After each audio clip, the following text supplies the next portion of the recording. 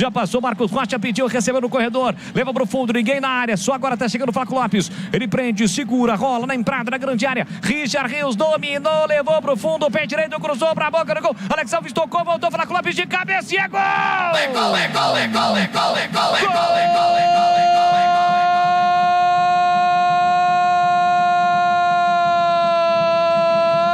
gol. Do Palmeiras!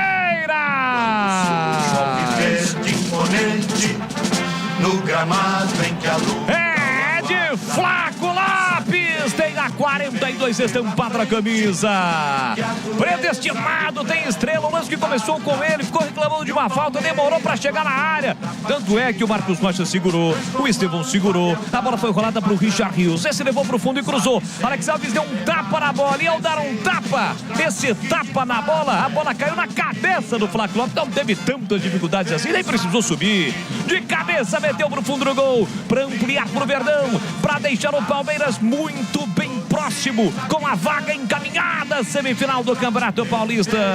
E para permanecer com o sonho de conquistar o tetra inédito, canta e vibra, galera, verde no branco, uma paixão incontrolável chama na Palmeiras. O gol é de Flaco Lopes, é o terceiro do Verdão, olha lá o povo festejando, olha lá a galera vibrando, porque balançou a rede, é gol.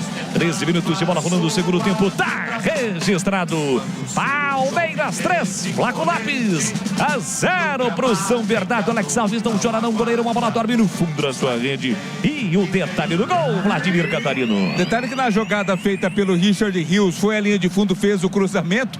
O Alex Alves, o goleiro, tirou a bola do seu zagueiro, né? Era o Helder quem estava ali, pronto para cabecear. Quando deu um tapinha na bola, tirou do zagueiro e jogou exatamente para a cabeça do Flaco Lopes, que aí não teve trabalho nenhum, sequer precisou subir. Apenas tocou nela, colocando para o fundo das redes. Terceiro gol da equipe do Palmeiras, Flaco Lopes. O Verdão amplia 3-0. Verdão fez duas alterações, já